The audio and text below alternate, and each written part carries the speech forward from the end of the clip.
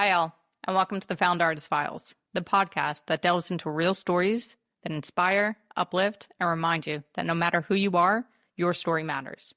Every journey, no matter how big or how small, is worth celebrating.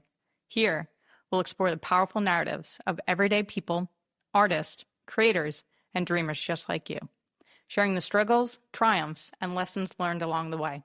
So keep going, keep creating, and remember, you're crafting your own unique path, one story at a time. Let's dive in.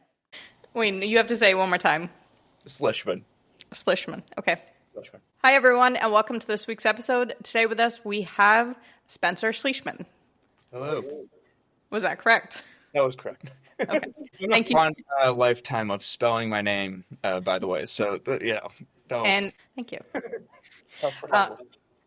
Would love to start off by learning a little bit more about who you are and what it is that you do in the industry. I am from Massachusetts originally, and I am a writer-director, sometimes DP, sometimes editor, whatever, the project requires. I'm kind of there to fill that spot. Nice. And so I know that early on that you did start your career or that you studied school and college at NYU. And so you transferred there your junior year. How did that shift for you now going to a film school and really kind of focusing more on film really change or help your perspective as a filmmaker? So I guess like the broader answer to that is I kind of changed my whole lifestyle when I transferred colleges because I was originally in wrestling, and that was kind of like what my life was or surrounded and molded by, basically. And sophomore year of college, I took a screenwriting class and had a professor kind of like put the bug in my ear that, you make scripts. And then I realized, oh, wow, that would be a really cool career to write movies and make movies. I had always kind of chalked up film production to being mostly commercial work. And so when I was choosing colleges originally, one was mostly focused on where I was going to go to Russell, but I did choose my first college, American, because they had a film program so I could double major and do business and film with the idea that I was going to, one day make commercials. I don't know if you remember this like random commercial, but I think it was like 2012 where they dropped like 250,000 bouncy balls down like the steepest hill in San Francisco, and they cut it to some great song I can't remember, very hipster. And I was just like, oh, that's so cool. Like, I want to do that. Now I'm kind of like, that's terrible for the environment, and I think differently about it. But back then I was like, 250,000 bouncy balls down San Francisco, like, that's crazy. So that was the initial seed of even getting into filmmaking.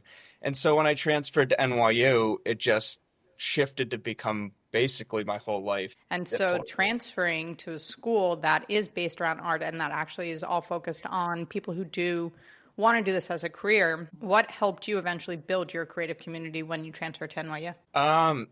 The first day I met a friend, her name's Cheyenne, who we're still great friends. And I think at NYU, and I don't know if other film schools do this, but I'm sure it's sort of a common practice. When you transfer in, they have you come early in the summer, and you basically do like a very fast semester in the summer.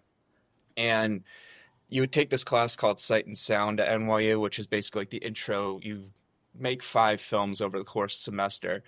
But when you're doing it over the summer, it's over the course of a month. And you get paired with kind of like a random group of people, people you haven't met before. I think it's a group of 4. And each one of you is supposed to work on the other's films. And so that was like a great way of just initially meeting people. And, how filmmaking works is you're on this crew, this person's crew, you meet this person, and they want you to do this role, and then it just everyone starts to kind of find their people. And I'm sure it's different, too, when you go for 4 years. I just went for 2, and I still felt like at the end of it, I just had watched all these people, including myself, grow into, new filmmakers with new voices that obviously change over time as you get out of college. But I found that mostly in college that I could just kind of be myself, and it led me to the people who had either similar tastes or completely different tastes about everything, and that was, equally as exciting. And what you just said, I love, because it's really about what this experience seems like it gave you, and for anyone who's first starting out, that it gave you the opportunity to be able to find your voice and then be able to strengthen it and be able to really uncover what it is that you were doing. And by working with so many different collaborators and finding the right crew that may have similar tastes or may have completely different, it just allowed you again to explore different opportunities that you wanted the opportunity to tap into or to test, and to be able to see what it is that's there that you can continue to evolve and continue to grow. And for you, how important is finding the right collaborators versus just getting experience? Good question. I mean, there's no one thing that's more important than the other, I think. Like it kind of all is the foundation of what will be the art or the movie that you're making. I think one thing that they tell you, and they love to, talk about their famous alumni at NYU. Trust me, it's why they're comfortable giving you the bill at the end of the semester. But one of their favorite things to say is, well, Martin Scorsese came here and he said the best thing he learned from NYU was not how to use a camera, but was how to use his voice.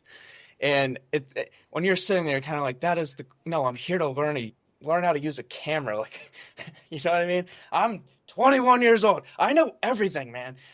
So that kind of always felt phony to me. But then coming out of it, you're just kind of like, oh yeah, no, it totally is, because what you're doing at NYU or at any film school, I think they first and foremost like just shove a ton of films in your face, and they're like, watch this, do this. And if it's not your teachers, it's the peers around you, because I mean, maybe some people aren't as competitive, but like I hear people have, seen all these movies and suddenly like, I want to have an opinion about them and I want to be able to talk that intelligently about them. Like, I don't want to be the person that's like, oh, yeah, I haven't seen 8.5 or that. And, I say that still not being the best cinephile. Overall, I think like what that does for you is like if your teacher's showing you like, for example, kite scene in 8.5, and you look across the room and somebody else is just as elated by it, like that kind of attracts you to that person. And I think like two-part answer being like your collaborators are only ever going to be as strong as you are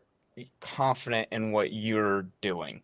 And I think like the hard thing to learn when you're young is the confidence, because confidence for me came from experience. I think at first you're kind of collaborating with people that you mostly agree with, but then as you get older, even if you start out agreeing with somebody and you guys collaborate and you all have the same taste, 10 years go by and you could be completely different people, and if you're still collaborating, that's going to create different work. And sometimes the contrast creates much stronger work, sometimes, not. But I think like the most important thing for the creative process is, whether it's collaborators or whether it's experience, it's what's going to create the environment when you're doing the thing that's going to actually create something interesting, actually create something that feels authentic and like true to what you're trying to do with whatever format you're going for, like whether it be a music video or a narrative feature. What's the environment you're creating on set? They go hand in hand. And, the more experienced you get with your collaborators, the more efficient you become in the terms of like you realize when not everything's like a code red. It's good to find initially great collaborators, because when you don't have experience, you want nice people that don't yell at you when you make a mistake, and vice versa. Like don't be the jerk. That's kind of, I don't know, more important than having a good collaborator or experience is don't be the jerk in any situation. You'll find, more success, I guess. Human 101. Yeah, Work with people that you want to, treat people the way that you want to be treated is really, right. But that also, one thing that you said that really resonated is that when you do align with someone while you're watching a film or while you're watching something, it creates that energy that you guys are both perceiving the message that's happening in the film together. And so that's beautiful to have, but it's also so beautiful to have someone who has contrasting taste or contrasting opinions, because it allows you to see something from a different perspective. Yeah, and I think like, when I was in college, that was really, I mean, obviously there's been talks of diversity throughout most of history in America. But, that was when the Oscars started getting a lot of heat in like 2014, 2015. And I think what that ultimately started in the conversation of like students at that age was like, yeah, like find contrasting opinions to work with. Like diversity can mean ethnicity, religion, but it can also mean diversity of opinion too. Like there's all sorts of diversity. It makes it so like you are not forced to make something that's really commercial that everyone likes, but you're making something that everyone has a chance to connect with because you've opened that up to the floor from the scratch, like you're not waiting until you're doing a test screening or at a festival or something to be like, oh, shoot, maybe we should have thought of the other side of this whole thing before we just, and I think that was, like a big thing. And that did not sound intelligent. But it, that was a common thread throughout like most of American movies is like, I'm a white male, obviously. I mean, can't change that.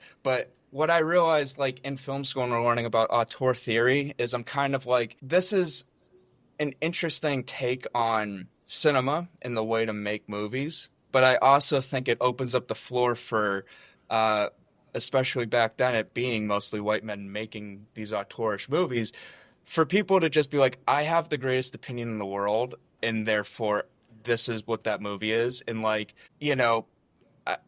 most of the great movies out there just have a more full understanding and like they, the opinions in the movie are not just one-sided. It's having the voices that are going to disagree with you in one way or another. Like that is the diversity that is very important. And that comes from, all sorts of things, mostly from, life experience and hiring the right people that, didn't grow up the same way you did. And when you do that, you kind of are able to make things that can touch a wider audience without commercializing, Having contrasting opinions on set is like kind of a pretension protector.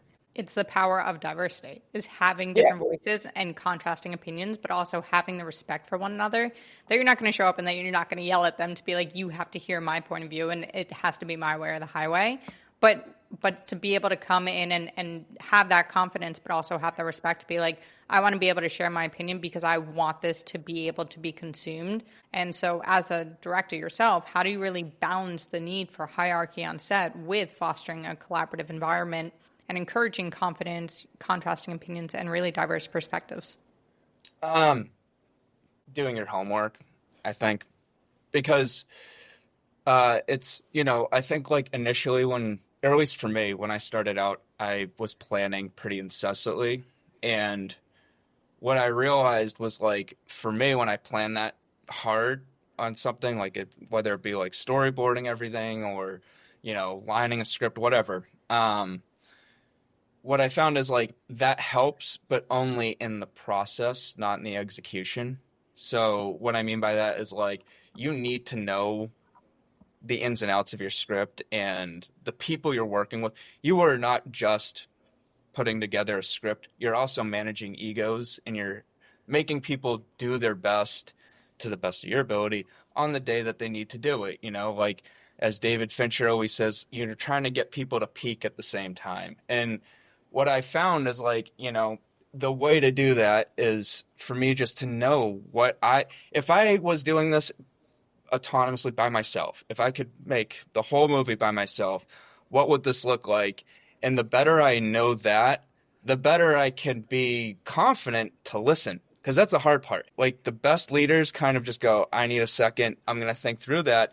I have to be able to take in this idea, really think about it, really process it, while all keeping this engine going of we're making this film and this is what the end product's going to be. Because the hard part is like you might really love an idea, but you have to be like so loyal to the final product, like you can't do something that, it's fine to shoot something and then maybe not use it later. But if you start changing the DNA without truly thinking about it, like that's where it starts getting dangerous. Like you can be the smartest person in the world and you can have the greatest vision. If you're not respecting the audience in that way, where it's like it's past experimentation. It's just not making any logical sense. It's only basically for you or whoever your collaborators are.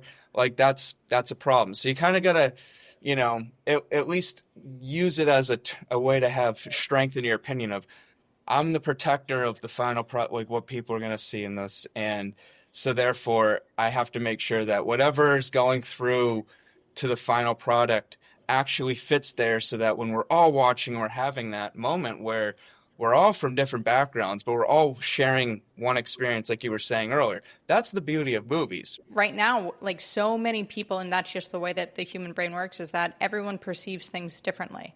But to be able to create something where so many people can actually be able to understand something and feel that final product is amazing. And so that's the power of the right collaborators.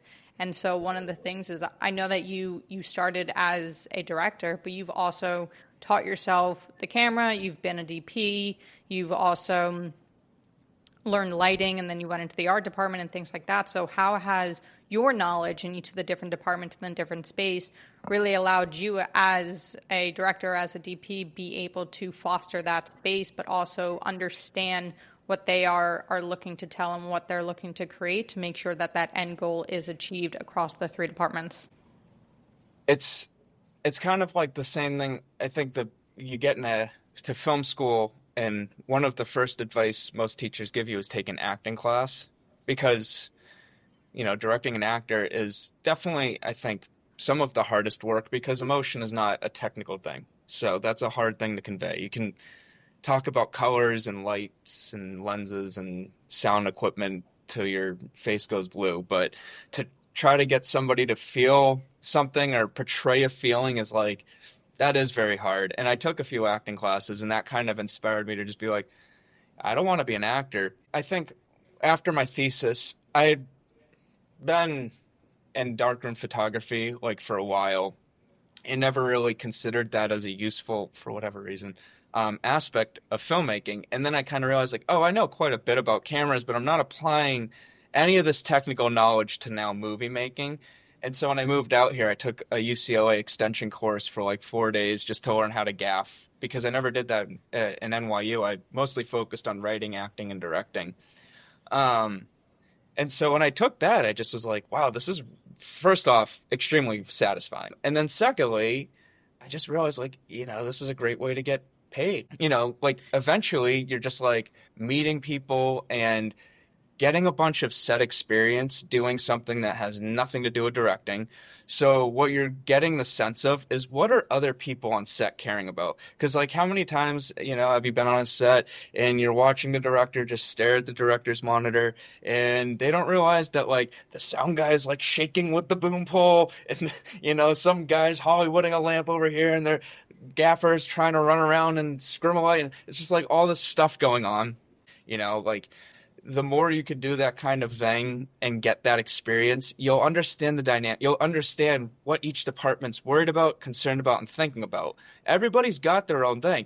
And so I was just like, it'd be beneficial to me if I can get the work to try to get some DP work and be the DP for other directors and see how that works out, because I think I'll just learn something. And when the pandemic happened, it just happened to be that people needed directors that could shoot, and it just like gave me this extra like juice to practice shooting. My philosophy is like, take as many low stake jobs as you can, because that's the best place to make mistakes and like cut your teeth. You kind of learn like from trial and error of shooting alone what works. And also, I think more than anything else, more than shooting, production design, acting, sound, learn to edit. That's the first thing. If you don't know how to edit, directing is going to be very hard for you. Editing is the differentiator between filmmaking and other forms of art. We are able to take two things and put them together and create new context, and that is a fundamental you need to learn. Otherwise, you're going to be holding yourself back. You just kind of have a better understanding of the rhythm of what your movie's going to look like later, because you've been there, you've cut it. And I would say, like, the best way to do that is just make a short and hate it and then try to recut it and then hate it and try to recut it and like watch how it changes over and over and over again. And eventually, if you get it to a point where you don't hate it so much, you're like, oh, what don't I hate about this? That becomes what you start to make your voice and taste in the next one. For you to be able to learn all of the different roles, it really did help you become the director that you want. Because that's the thing. A film is not an individual. It's not just the director. It's the entire team, right? The director is the one who's ultimately leading the ship, but it's the whole team that is really able to contribute it. So if you're able to learn and understand all the different roles, it really does make that story. And one of the things that I love that you touched on was that you have experience not just digital, but also on film, which is, it's kind of rare, but it's also great. So for you, when you are writing a script, are there certain stories that you feel like are like, this has to be on film? Like, I feel like this belongs on film versus on digital, and what makes that format feel really essential to them? It's, I would say it's almost always just budget. I think everything should be on film if it can be.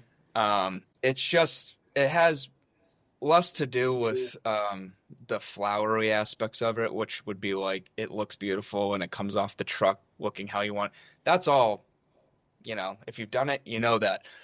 But what it really does is brings intentionality to everything on set in a way that I had not realized until I'd been on a film set, and then going to this aspect where I'm like, we have 25 feet left. Doing the little math. Okay, that's like 15 seconds. I don't know if it actually is. What do you want to do with this? Do you want to burn it out? Do you want to like get a cool shot? And you just like, you're thinking, what do I do with this 15 seconds of celluloid to tell my story? That's the whole difference. Is you're actually concerned about your resources in a way that digital does not force you to respect. It's like, why did La La Land look so fucking good? Because you have the same DP from La La Land shooting Saltburn, vice versa. This is 35 millimeter. They're using limited resources. They are knowing exactly why they want to shoot this shot. It's just like, you just have more stake in the game. You have more to lose, really, and more to gain too. So that's the exciting part. Like, having a great day on film is euphoric. You just get an intensity out of people, and especially your performances, that kind of like doesn't have value. Film is definitely slightly more expensive, but I would even argue that gap becomes less and less. No, you're bringing art back to art. You're bringing back the feeling to art, and that's the power of. And again, of course, you can do that with digital, but there is something really nostalgic, and there is something super powerful about the usage of film. And so, I mean, discussing the evolution of film and kind of the evolution of the film space right now, I say we're seeing a rise in the indie space, but where do you see the indie film space heading now, especially with tech changing how we create and consume? Yeah, I don't know. I'm optimistic.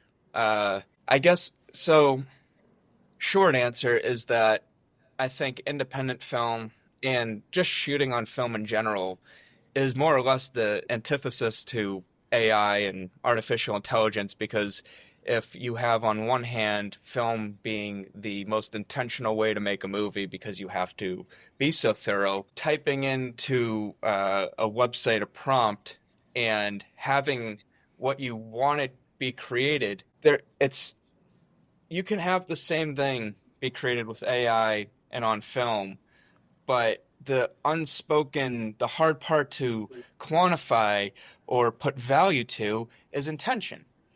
Even like, this is why we have the court of law, like, because intention is that thing that we can't really wrap our heads around. And it changes. You had intention when you did something, but then you did it. Now your intention's different now. So now you look at your own, to cut all that bullshit out, you got to kind of go back to shooting on film. I think where I see it starting to go is you have movies like Sinners, which a lot of the marketing was the fact that it was shot on film, and Ryan Coogler is a huge advocate for film. And I think indies are going to have a pretty similar place in the whole thing as they did in the 70s. Like, I think that we're watching the studio system, it already collapsed. Now they're trying to rebuild. Indies are just such an interesting sphere because when tech came into the industry, we became so risk adverse, where this industry's always thrived when it's been its riskiest, when it's taking those huge risks. So I don't know. It'd be nice to see that swing come back, and I think like indies are the last hope of it because you have the big studios making money, but then ultimately their backup plan is, well, it didn't make money there, so we're just going to put it on streaming. That would be fine, but filmmakers don't really benefit from that right now. Like, the problem is right now the world's being run by like 5 to 6 ketamine freaking coked out lunatics with too much fucking money and no grounding, and they're trying to tell us what we want, and it's crazy. Again, on the town, they have a stockbroker for Netflix, and he had the audacity on the town to go, well, people don't get more than one streamer. They're not going to go look at what's on HBO and then go to Netflix. And I made my mom run the car. I'm like, we just fucking did that last night. We watched Hacks, then we watched Friends and Neighbors and Apple, and then we're like, oh, we can't find anything on these two. Let's go see what's on Netflix. By the way, motherfuckers, you're the third option to me. So it's like, who are you? So that's my take on it. In 5 years, it's going to be just like VR. Hey, everyone's got their Apple goggles on, right? No. So, sorry, Tim Cook. So many comments on that, but that was amazing.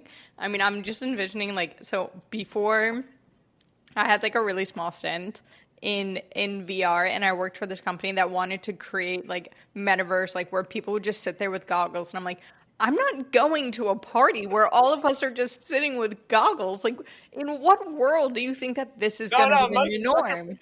Mark Zuckerberg surfs now, dude. Fucking yeah, he does jujitsu. Yeah, I'm like, please. You made me think of something. So because I've been, I was in 7th grade or 8th grade when Facebook came out.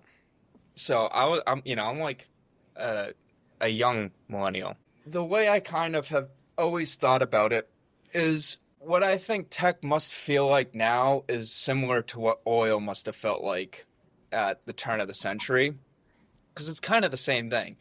It's the barons of our time. It's an unexplored technology.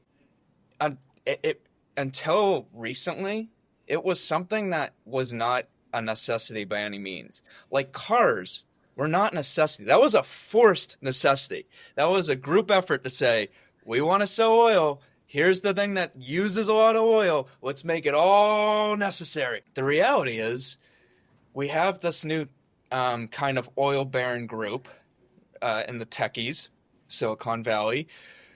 The difference is oil is kind of a necessity. I hate to say that because I love the environment. I hate what it does, but it heats our houses. We use coal to run most things. Even electric vehicles are charged by gas-fueled charging stations. Thank you, Elon. The difference being technology and what the tech, especially now. So 10, 15 years ago, before cell phones were a thing, that was kind of like them selling the initial need. That was the necessity. Now we have all the fucking tools and gadgets. So what are they supposed to sell us? What are they supposed to sell us now? They don't fucking know. So they're going, oh, well, we're going to start selling life to these idiots. We're going to make them feel things and do things that they never thought possible. They're going to put on goggles and be in a room with Mark Zuckerberg surfing. It's awesome. This is where I think the big dilemma comes, honestly, with our future. Because, everything in the Western world, I'll say, relies on the interconnectivity now of the machines. And that's a problem. I think, a really big problem. Yes, we are run by tech, and that's the biggest thing that I just want to scream from the rooftop that people don't realize. I'm like, how don't you realize that we're being run by tech companies? But the one thing where I am super hopeful for and super optimistic for is that art does heal. Art brings people together. And so talking about that ability to genuinely unite people, but in person and not over technology, that's the power of films, is that it can bring people together and from across all walks of life to be able Totally. to unite.